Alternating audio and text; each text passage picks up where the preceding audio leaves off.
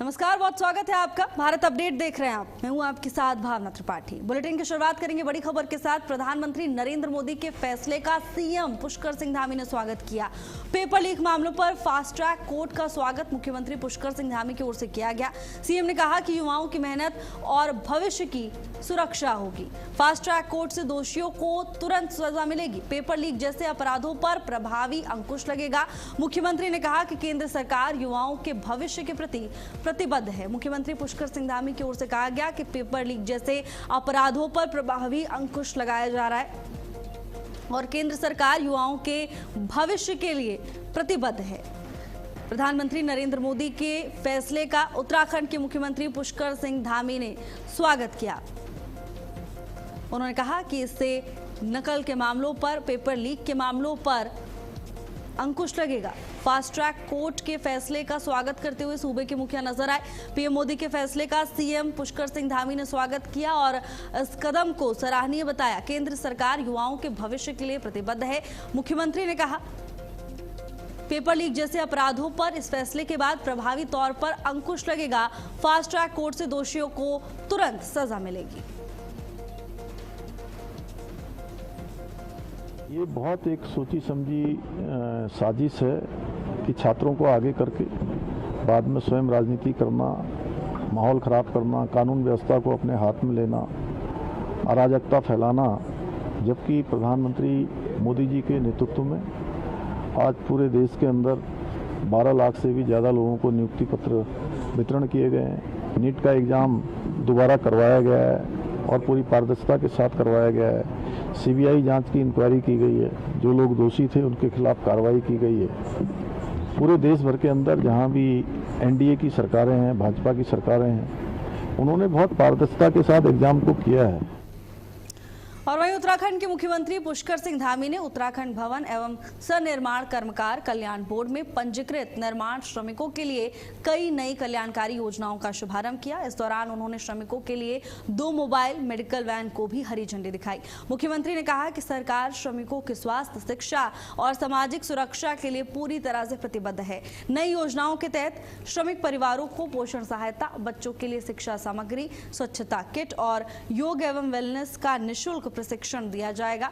उन्होंने बताया कि मोबाइल मेडिकल वैन के जरिए श्रमिकों को कार्यस्थल पर ही एक्सरे, ईसीजी समेत 44 तरह की जांच और विशेषज्ञ डॉक्टर्स की सलाह भी मिलेगी। मुख्यमंत्री पुष्कर सिंह धामी की ओर से कहा गया कि श्रमिक कल्याण के लिए धामी सरकार की ओर से लगातार कदम उठाए जा रहे हैं। उन्होंने बताया कि मोबाइल मेडिकल वैन के जरिए श्रमिकों को कार्यस्थल पर ही, यानी जहां पर श्रमिक काम करते हैं वहीं पर एक्सरे, ईसीजी समेत 44 तरह की जांच और साथ ही एक्सपर्ट डॉक्टर्स की सलाह मिलेगी। और इसके लिए उन्हें कहीं भी दूर दराज के क्षेत्र में नहीं जाना है। उन्हें उनके कार्यस्थल पर ही ये तमाम सुविधाएं उपलब्ध कराई जाएंगी। मुख्यमंत्री पुष्कर सिंह धामी के इस फैसले का श्रमिकों ने आभार व्यक्त किया। श्रमिकों के परिजनों ने मुख्यमंत्री को धन्यवाद दिया है। नई योजना के तहत श्रमिक परिवारों को पोषण सहायता, बच्चों के लिए शिक्षा सामग्री, स्वच्छता किट और साथ ही योग एवं वेलनेस का निःशुल्क प्रशिक्षण दिया जाएगा। साथ ही मोबाइल मेडिकल वैन के जरिए श्रमिकों को कार्यस्थल पर ही स्वास्थ्य सुविधाएं उपलब्ध कराई जाएंगी। यानी 44 तरह की जांच के लिए कार्यस्थल पर ही जहां श्रमिक काम करते हैं वहां विशेषज्ञ डॉक्टर्स की सलाह भी पहुंचाई जाएगी और साथ ही 44 तरह की जाँच कर सकते हैं।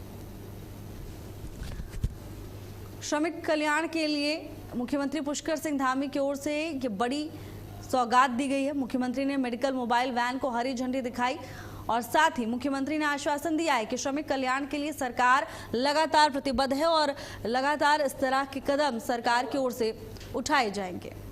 44 तरह की जांच और विशेषज्ञ डॉक्टर्स की सलाह भी श्रमिकों तक पहुंचाई जाएगी। वहीं मुख्यमंत्री की इस पहल के बाद प्रदेशवासियों ने मुख्यमंत्री का आभार व्यक्त किया। खासतौर पर श्रमिकों और उनके परिजनों ने मुख्यमंत्री को धन्यवाद दिया और इस पहल के लिए जमकर तारीफ करते हुए प्रदेश के लोग नजर आए। नई योजनाओं के तहत अब श्रमिक परिवारों को पोषण सहायता मिलेगी। साथ ही उनके बच्चों के लिए शिक्षा सामग्री उपलब्ध कराई जाएगी। स्वच्छता किट, योग एवं वेलनेस का निःशुल्क प्रशिक्षण भी दिया जाएगा। मोबाइल मेडिकल वैन को मुख्यमंत्री पुष्कर सिंह धामी की ओर से हरी झंडी दिखाई जा चुकी है। अब श्रमिकों को उनके कार्यस्थल पर ही 44 तरह की जांच सुविधाएं उपलब्ध कराई जाएंगी।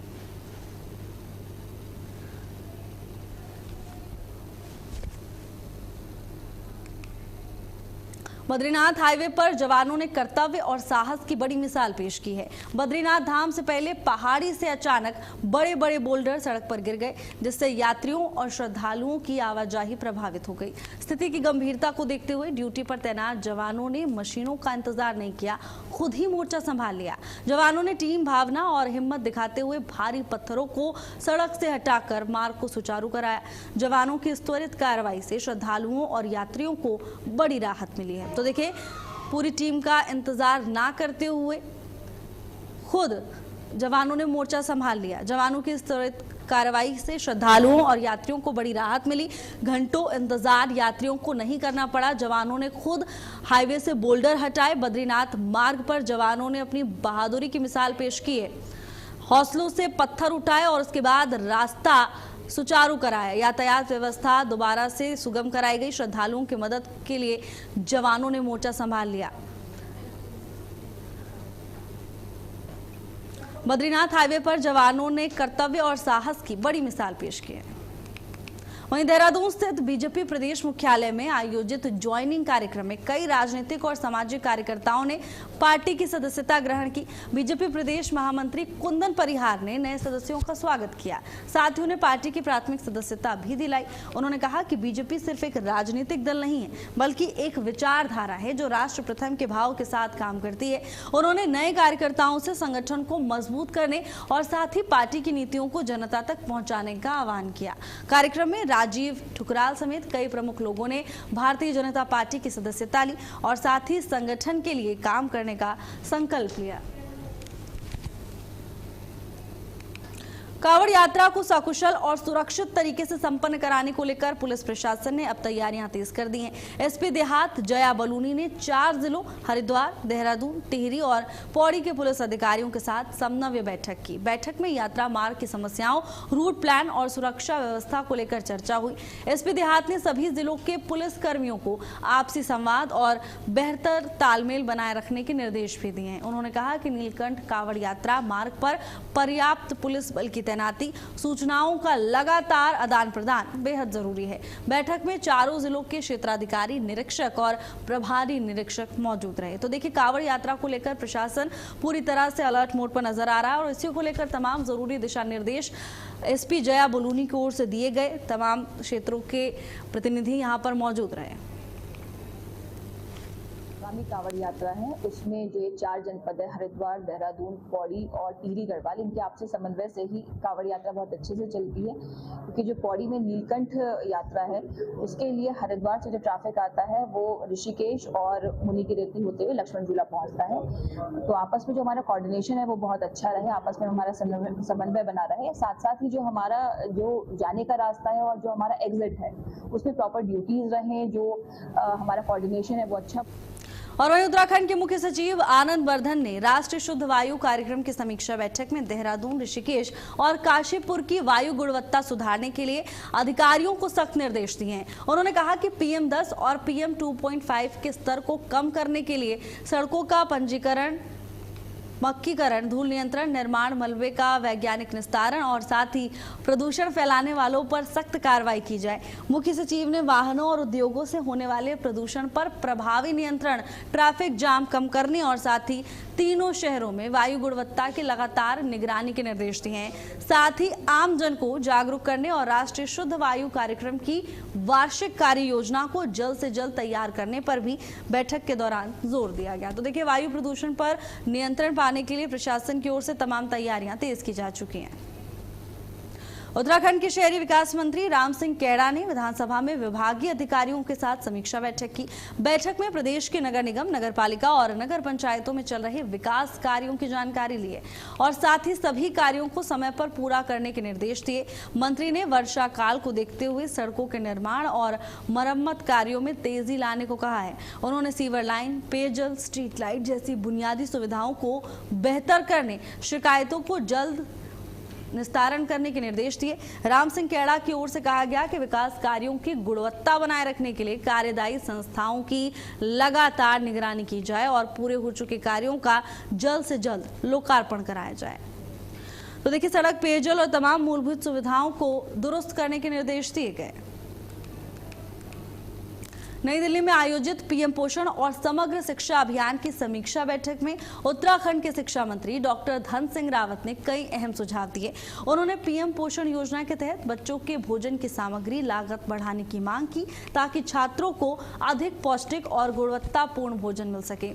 साथ ही भोजन माताओं के मानदेय में बढ़ोतरी और पहाड़ी क्षेत्रों में किचन निर्माण के लिए अतिरिक्त सहायता देने का भी बैठक में केंद्रीय शिक्षा मंत्री धर्मेंद्र प्रधान ने दोनों योजनाओं के बेहतर क्रियान्वयन के लिए उत्तराखंड की जमकर तारीफ की। शिक्षा मंत्री की ओर से तमाम जरूरी दिशा निर्देश दिए गए हैं।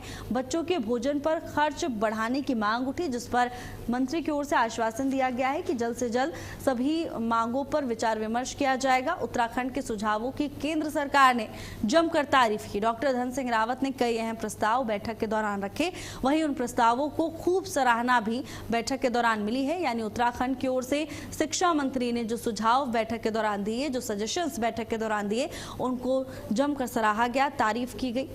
समग्र शिक्षा योजना में नियमानुसार काम करने को लेकर उत्तराखंड के सुझावों की केंद्र सरकार की ओर से तारीफ की गई।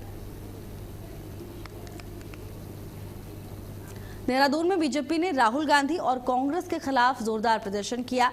बीजेपी प्रदेश अध्यक्ष महेंद्र भट्ट के नेतृत्व में हजारों कार्यकर्ताओं ने कांग्रेस मुख्यालय का घेराव किया। बीजेपी ने राहुल गांधी पर नीट मुद्दे को लेकर छात्रों को गुमराह करने, प्रधानमंत्री की सुरक्षा से खिलवाड़ करने का आरोप लगाया। महेंद्र भट्ट ने कहा कि संसद में चर्चा के बजाय विपक्ष हंगामा कर रहा है और लोकतांत्रिक मर्यादाओं का उल्लंघन करने का काम कर रहा है। उन्होंने कहा कि सरकार नीट के मुद्दे पर चर्चा के लिए तैयार है, लेकिन विपक्ष ने सड़क पर प्रदर्शन का रास्ता चुना। प्रदर्शन के दौरान कार्यकर्ताओं ने जमकर नारेबाजी की और कांग्रेस का पुतला भी फूंका। तो देखिए, प्रदेश में इस समय सियासी गतिविधियां तेज हैं। नीट मुद्दे पर भारतीय जनता पार्टी और कांग्रेस आमने सामने नजर आ रहे हैं। महेंद्र भट्ट के नेतृत्व में भारतीय जनता पार्टी के तमाम कार्यकर्ता और समर्थक सड़क पर उतरे, कांग्रेस मुख्यालय का घेराव किया और साथ ही पुतला दहन भी किया है। बीजेपी ने राहुल गांधी के खिलाफ प्रदर्शन किया। बीजेपी की ओर से मोर्चा खोल दिया गया है।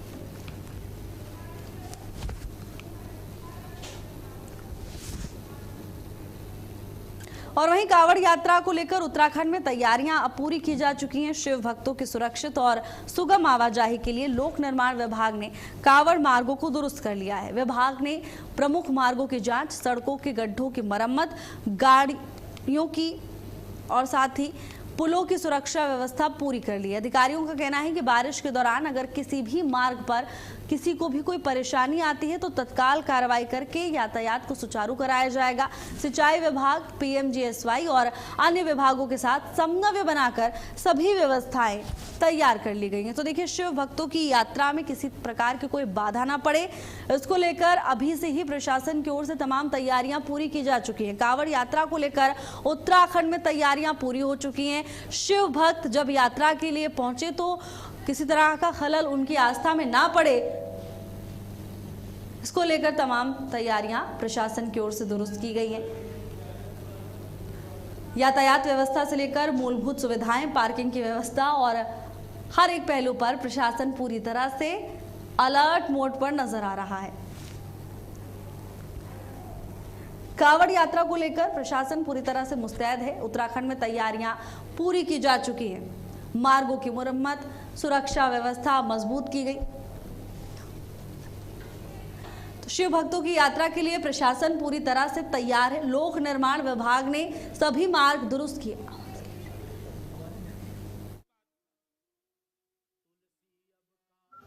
देखिए, कांवड़ शुरू हो रहा है 30 तारीख से, 30 जुलाई से शुरू होने वाला है। उसके लिए सारी सड़कें, क्योंकि मेनली जो कांवड़ पटरी है उस पर वो लोग चलते हैं और जो भी प्रशासन व्यवस्था करता है जिन सड़कों को, उसके माध्यम से पूरे कांवड़ यात्रा के जो हमारे श्रद्धालु हैं वो आते हैं उसमें।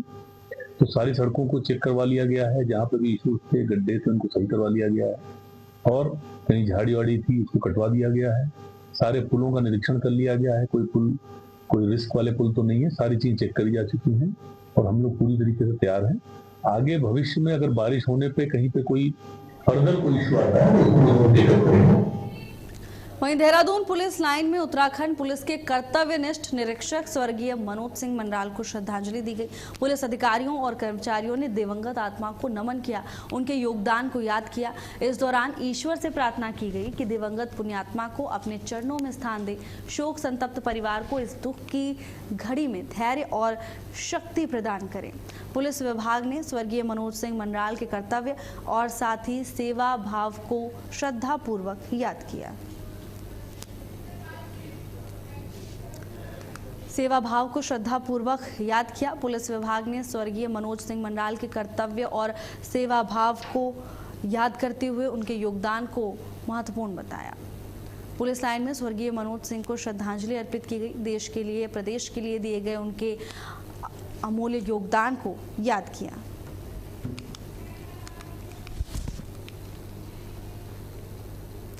वहीं मानसून के दौरान उत्तराखंड में सड़कों को सुचारू रखने के लिए लोक निर्माण विभाग ने तैयारियां पूरी कर ली हैं। भूस्खलन और सड़क बंद होने जैसी समस्याओं से निपटने के लिए संवेदनशील क्षेत्रों में पहले से ही मशीनरी और कर्मचारियों की तैनाती प्रशासन की ओर से की जा चुकी है।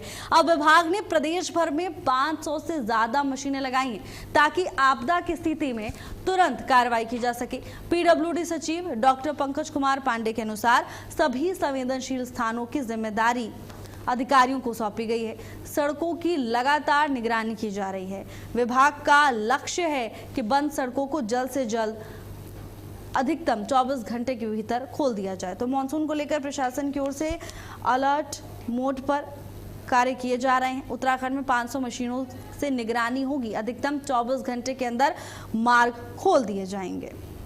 भूस्खलन से निपटने के लिए विभाग ने कमर कस ली है।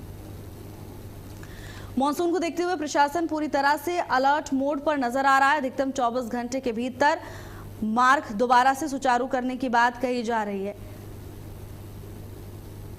तो वहीं प्रशासन ने यह भरोसा दिलाया है कि तमाम तैयारियां पूरी हैं और किसी को भी किसी तरह की कोई परेशानी नहीं आने दी जाएगी। मानसून में सड़कें खुली रखने के लिए पीडब्ल्यूडी विभाग की ओर से पूरा प्लान ऑफ एक्शन तैयार है। देखिए, मानसून की हम लोग जो तैयारी रहती है हम लोग 15 जून से ऑन कर देते हैं। 15 जून से हमारी सारी जो मशीनरी है, मैन पावर है, सारा हमारा डिप्लॉय हो जाता है। जो लोकेशन हैं जहाँ पे हमें डर रहता है कि मानसून में स्लाइड हो सकता है या रोड बंद हो सकती है, वहाँ पे हम लोग मशीन लगाते हैं। 500 से ज्यादा मशीनें अलग अलग जगहों पर लगाई गई हैं और हर एक लोकेशन पे किसी न किसी हमारे कर्मचारी या अधिकारी की जिम्मेदारी में रखा जाता है। उनका नंबर भी हमारी वेबसाइट पे भी और जो जिला की हर एक जिले की जो आपदा प्रबंधन की जो वेबसाइट है उस पर भी डिटेल रहता है। देखिए, मानसून वहीं चारधाम यात्रा को सुरक्षित और सुगम बनाने के लिए लोक निर्माण विभाग ने तैयारियां तेज कर दी हैं। यात्रा मार्गों पर लगातार निगरानी रखी जा रही है। संवेदनशील स्थानों पर अतिरिक्त मशीनरी और कर्मचारियों की भी तैनाती की गई है। पीडब्ल्यूडी सचिव डॉक्टर पंकज कुमार पांडे ने बताया कि यमुनोत्री और बद्रीनाथ हाईवे समेत सभी प्रमुख मार्गों को बेहतर स्थिति में रखने के लिए विशेष व्यवस्थाएं की गई हैं। उन्होंने कहा कि किसी भी आपात स्थिति या मार्ग बाधित होने पर कम से कम समय में सड़क खोलना विभाग की प्राथमिकता है ताकि श्रद्धालुओं को किसी भी तरह की परेशानी का सामना ना करना पड़े। तो देखिए, लोक निर्माण विभाग पूरी तरह से अलर्ट मोड पर नजर आ रहा है। श्रद्धालुओं को किसी भी तरह की दिक्कत यात्रा के दौरान ना हो, इसको लेकर तमाम इंतजाम प्रशासन की ओर से पूरे किए जा चुके हैं। ये भरोसा भी दिलाया है यात्रियों को कि किसी तरह की परेशानी नहीं होने दी जाएगी। किस तरह से आगे की तैयारियां रहेंगी? देखिए, चारधाम यात्रा में मेनली हमारे एनएच यूज होते हैं और एनएच को बहुत हाई स्टैंडर्ड हम लोग मेंटेन करते हैं। बस कुछ जगहों पे अभी भी इश्यूज हैं जिसपे कि हम लोग काम करते रहते हैं। जैसे एक बार यमुनोत्री वाले साइड पे 1-2 जगहों पे प्रॉब्लम आई थी, उसको हम लोगों ने बहुत तत्परता से उस पर हमने काम किया था। इसके अलावा जो हमारा बद्रीनाथ हाईवे है उसमें भी कहीं कहीं पे पत्थर कभी कभी आ जा रहे हैं और शिव बगड़ एक जगह है उसका हम लोग बाईपास बना रहे हैं, उसे अंडर कंस्ट्रक्शन में, वहां पे कभी कभी ट्रबल हो रही है। देहरादून में खाद्य संरक्षा एवं औषधि प्रशासन विभाग ने बड़ी कार्रवाई करते हुए नकली दवा बनाने वाली अवैध फैक्ट्री का भंडाफोड़ कर दिया है। देवपुर में एक कमरे में संचालित इस फैक्ट्री पर छापेमारी के दौरान नामी कंपनियों के नाम से तैयार की जा रही नकली दवाइयां, पैकिंग सामग्री और दवा निर्माण में इस्तेमाल होने वाली मशीनें बरामद की गई हैं। अब शुरुआती जांच में इस पूरे नेटवर्क के तार अन्य राज्यों से जुड़े होने की आशंका है। मामले की जांच उत्तर प्रदेश औषधि नियंत्रण विभाग के साथ मिलकर की की जा रही है। अपर आयुक्त ताजभर जग्गी ने कहा कि नकली दवा बनाने वाले गिरोहों के खिलाफ सख्त कार्रवाई जारी रहेगी। राज्यों के बीच बेहतर समन्वय के जरिए ऐसे नेटवर्क पर प्रभावी रोक लगाई जाएगी। हाँ, कल हमने एक ऐसी फैक्ट्री पकड़ी जिसमें कोई लाइसेंस नहीं है, बिना लाइसेंस के थे। हमारे सीनियर इंस्पेक्टर मानव सिंह राणा, उनको इन्फॉर्मेशन आ रही थी बार बार, तो वो रेकी कर रहे थे इसके। कल उनको पता चला कि वहां जाकर जब छापेमारी की गई तो वो बड़ी बड़ी कंपनी की दवाएं बना रहे थे बिना लाइसेंस के, और उसकी सप्लाई वो यूपी और अन्य स्टेटों में भी कर रहे थे। तो हमने वहाँ के इंस्पेक्टर्स को भी, वहाँ के ड्रग कंट्रोल को सूचित किया कि वो अपने किसी इंस्पेक्टर को भेजें जिससे कि इसकी इन्वेस्टिगेशन आगे तक करें। तो कल हमने पकड़ा है उसको, 3 लोग अरेस्ट हुए हैं और एक अभी फरार है जो कि रेगुलर यही कार्य कर रहा है। और वहीं चमोली पुलिस ने मंदिर में हुई चोरी की वारदात को महज 4 घंटे में खुलासा कर दिया। अज्ञात चोर ने चांदी का छत्र और अंगूठी चोरी कर ली थी। चोरी हुए सामान की कीमत करीब 55,000 रुपए बताई गई थी। मामले की जानकारी मिलने के बाद पुलिस अधीक्षक सुरजीत सिंह पवार के निर्देश पर विशेष टीम गठित की गई। पुलिस ने जांच और साक्ष्यों के आधार पर गांव के ही 35 साल के लखपत सिंह को गिरफ्तार कर लिया है। अब पुलिस ने आरोपी के कब्जे से चोरी किया गया चांदी का छत्र और अंगूठी बरामद कर ली है। आरोपी के खिलाफ आगे की कार्रवाई प्रशासन की ओर से अमल में लाई जा रही है। तो देखिए, प्रशासन की ओर से बड़ी कार्रवाई करते हुए आरोपी को धर दबोचा गया है। अब पूछताछ आरोपी से की जा रही है और पूरे मामले की गहनता से जांच पड़ताल में प्रशासन जुटा हुआ है। पुलिस ने जांच और मौजूद साक्ष्यों के आधार पर आरोपी को गिरफ्तार किया।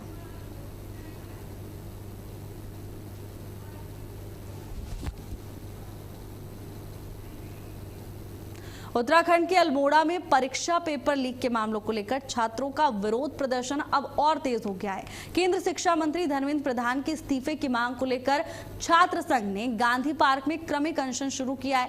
प्रदर्शनकारी छात्रों का कहना है कि साल 2014 से 2026 तक विभिन्न प्रतियोगी परीक्षाओं में लगातार पेपर लीक की घटनाओं ने शिक्षा व्यवस्था की विश्वसनीयता पर सवाल खड़े कर दिए हैं। छात्रों का आरोप है कि इन मामलों की नैतिक जिम्मेदारी लेते हुए शिक्षा मंत्री को इस्तीफा देना चाहिए। साथ ही उन्होंने सरकार पर आंदोलन कर रहे छात्रों की आवाज दबाने और कार्रवाई करने का भी आरोप लगाया। छात्र संगठनों ने चेतावनी दी है कि जब तक उनकी मांगें पूरी नहीं होती, आंदोलन ऐसे ही जारी रहेगा। अल्मोड़ा से तमाम तस्वीरें सामने आ रही हैं, जहां शिक्षा मंत्री के इस्तीफे की मांग करते हुए छात्रों ने अनशन किया। में चल रहे हैं, वैसे आज अल्मोड़ा से एक पहल शुरुआत हुई है और हमारे समस्त कॉलेज के जो हमारे छात्र संगठन है उनके द्वारा ये तय हुआ था कि हम क्रमिक अनशन के तौर पर एक अपना सांकेतिक यहाँ पर धरना प्रदर्शन करेंगे, जिसकी शुरुआत आज से हो चुकी है और धीरे धीरे आगे को ये क्रमिक अनशन चलता रहेगा। और अगर मांगे हमारी पूरी नहीं होती तो यह मांगे केवल हमारी नहीं, पूरे देश भर के युवाओं की मांगे कि धर्मेंद्र प्रधान का इस्तीफा हो। आप देख रहे हैं जंतर मंतर पर युवाओं को वहाँ विरोध प्रदर्शन नहीं करने दिया जा रहा है, अपनी आवाज को, उनकी आवाज को दबाने का प्रयास किया जा रहा है। प्रशासन अपना पुलिस बल प्रयोग करके उनको वहाँ पे मार रही है। तो जिस लोकतंत्र को हमने सोचा था, देश आजाद होने के बाद हम जिस लोकतंत्र की हमने कल्पना की थी, जिस देश की कल्पना की थी, मुझे लगता है आज उसका दमन हो रहा है। लोग, जैसा कि आप सभी को पता है, जंतर मंतर में हमारे छात्र साथी धरना प्रदर्शन कर रहे थे शांतिपूर्वक, उनमें पुलिस ने लाठीचार्ज किया। और आप सभी को पता है नीट पेपर जो लीक हुआ है, ये पहली बार नहीं, 2015 में भी हुआ, 16 में भी हुआ, उसके बाद 20 में और 24 में और अभी 26 में इतना प्रदर्शन चल रहा है। उसके बावजूद कल को देहरादून में एक UTU उसके जो सेमेस्टर एग्जाम है उसके भी 2 सब्जेक्ट के पेपर और फिर से लीक हो चुके हैं। तो हम लोग आज यहाँ क्रमिक अनशन पर बैठे हैं, आज पहला दिन है और हम लोग यही चाहते हैं कि धर्मेंद्र प्रधान जो केंद्र शिक्षा मंत्री हैं, उनका इस्तीफा चाहते हैं। अगर वो अपना कार्यभार नहीं संभालना चाह रहे हैं तो ये कुर्सी किसी और को दे दी जाए। फिलहाल के लिए मेरे साथ बस इतना ही। देश और दुनिया की तमाम बड़ी खबरों के लिए देखते रहिए भारत अपडेट। नमस्कार।